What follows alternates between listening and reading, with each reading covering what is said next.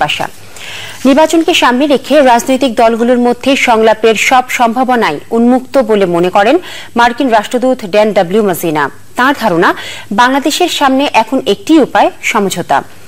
নারায়ণগঞ্জের কুমুদিনী ট্রাস্ট পরিদর্শন শেষে মজিনা সাংবাদিকদের প্রশ্নের উত্তরে বলেন, তাঁর ধারণা সব দল নির্বাচনে অংশ নেবে। নারায়ণগঞ্জ প্রতিনিধি পাঠানো তথ্য এবং ছবি নিয়ে পান্থ রহমানের রিপোর্ট। মার্কিন রাষ্ট্রদূত ড্যান ডব্লিউ মজিনা সস্ত্রীক গিয়েছিলেন নারায়ণগঞ্জে, ঘুরে দেখেছেন কুমুদিনী ওয়েলফেয়ার ট্রাস্টের কার্যক্রম। ট্রাস্টের নারী সদস্যদের তৈরি হস্তশিল্পের প্রশংসা করে রাষ্ট্রদূত জানান, কুমুদিনীর হস্তশিল্পের ব্যাপক চাহিদা আছে তার দেশে। নদীমাতৃক এই দেশকে সম্ভাবনাময় উল্লেখ করে মজিনা বলেন, নারায়ণগঞ্জ হতে পারে বাণিজ্যিক বন্দরের অন্যতম কেন্দ্র।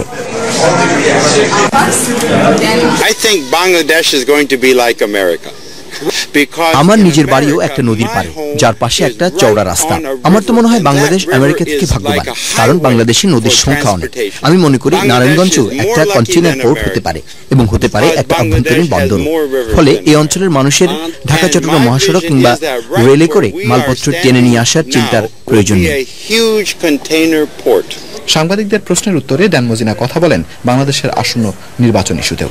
বলেন, সংকট সমাধানে দলগুলোর সদিচ্ছাই যথেষ্ট।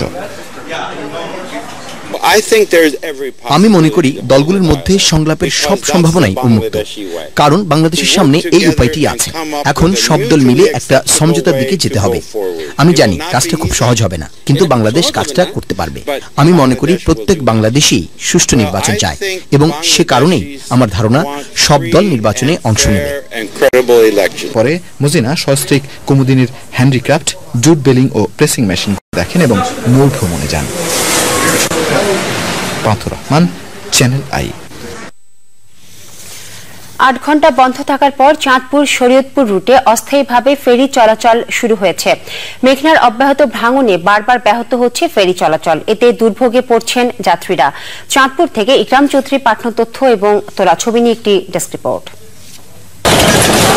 ভোররাতে হঠাৎ মেঘনা নদীর ভাঙনের তীব্রতা বাড়ার পর থেকে এই রুটে ফেরি চলাচল বন্ধ হয়ে যায়। দুই পারে আটকা পড়ে শতাধিক যানবাহন। কলমিলতা ও কিশোরী নামের দুটি ফেরি হরিণাঘাটে ভাঙনের কারণে পাড়ে ফিরতে পারেনি।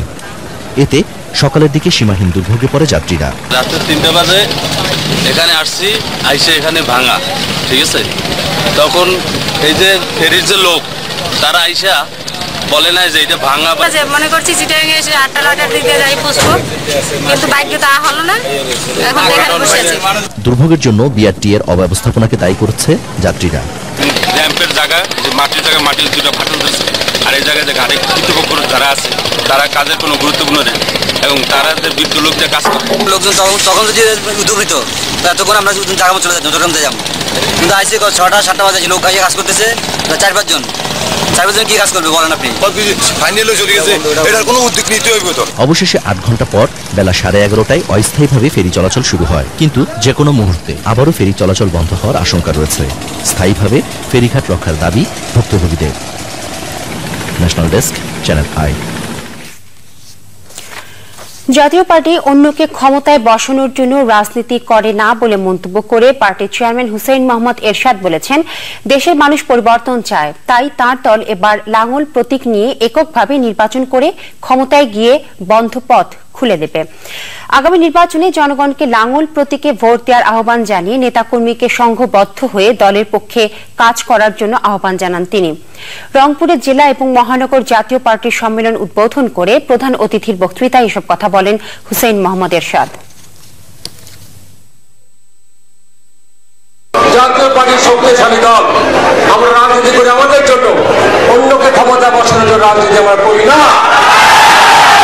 দেশের মানুষ আজ পরিবর্তন চায়, দেশের মানুষের আবেদন জানাচ্ছি, আগামী নির্বাচনে জাতীয় পার্টিকে ক্ষমতা এনে সমস্ত দরজা খুলে দেওয়ার ব্যবস্থা করবে।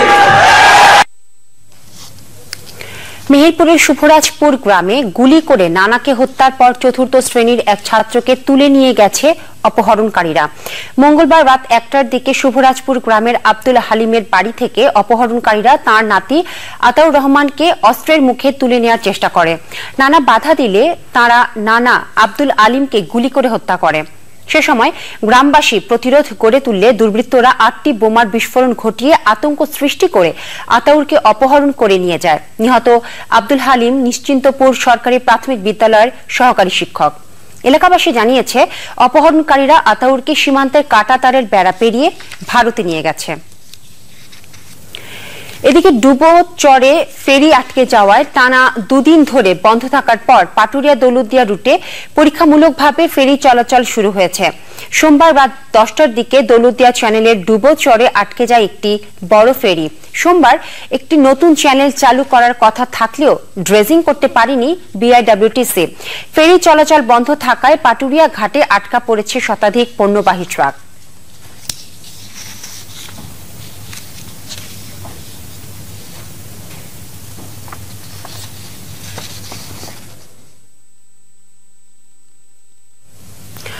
নরসিংদী রায়পুরার দৌলতকান্দিতে ঢাকাগামী একটি মালবাহী ট্রেনের 5টি বগি লাইনচ্যুত হওয়ায় পূর্বাঞ্চলের সাথে রাজধানীর ট্রেন যোগাযোগ 4 ঘণ্টা বন্ধ থাকার পর বিকল্প লাইনে চালু হয়েছে। রেলওয়ে কর্তৃপক্ষ জানিয়েছে, চট্টগ্রাম থেকে ছেড়ে আসা মালবাহী ট্রেনটি দৌলতকান্দি স্টেশনে প্রবেশ করার আগ মুহূর্তে সকাল 8:30টার দিকে মাঝের 5টি বগি লাইনচ্যুত হয়। এই দুর্ঘটনায় ঢাকার সাথে চট্টগ্রাম, সিলেট এবং ময়মনসিংহের রেল যোগাযোগ বন্ধ হয়ে যায়। দুর্ঘটনার কারণে নরসিংদী, মেথিকান্দি, জিনারদী, ভৈরব, কুমিল্লা সহ বিভিন্ন স্টেশনে আন্তনগর মেইল এবং লোকাল ট্রেন আটকা পড়ে। চরম দুর্ভোগে পড়েন যাত্রীরা। এবারে প্রতিনিধিদের পাঠানো তথ্য নিয়ে রয়েছে আরো একটি ডেস্ক রিপোর্ট। ফরিদপুরের বোয়ালমারী উপজেলায় RIRMP প্রকল্পের আওতায় 110 জন দরিদ্র নারী শ্রমিকের সহায়তার চেক দেওয়া হয়েছে।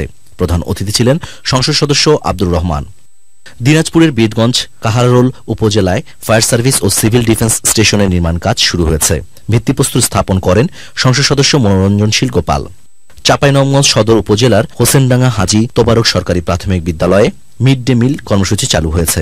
উদ্বোধন করেন সদর উপজেলা চেয়ারম্যান রুহুল আমিন। বরিশালে চলছে তাঁত ও বস্ত্র মেলা। উদ্বোধন করেন সাবেক city mayor Shawkat Hossain Hiron. Faridpur press ক্লাবে সাংবাদিক সম্মেলন করে মেয়ের লাশের পুনর্ময়না তদন্ত ও হত্যাকারীদের গ্রেফতারের দাবি জানিয়েছেন কিশোরী রাজিয়ার বাবা মা। সীমানার জটিলতায় নির্বাচন স্থগিতের প্রতিবাদে এবং দ্রুত সমাধান করে মানিকগঞ্জ পৌরসভার নির্বাচনের তফসিল ঘোষণার দাবিতে মানববন্ধন করেছে এলাকাবাসী।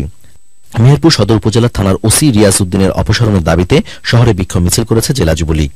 মেহেরপুর পৌরসভার ওয়ার্ড কাউন্সিলর ইমতিয়াজ আহমেদের উপর হামলার প্রতিবাদে মানববন্ধন করেছে মুক্তিযোদ্ধা একতা ক্লাব।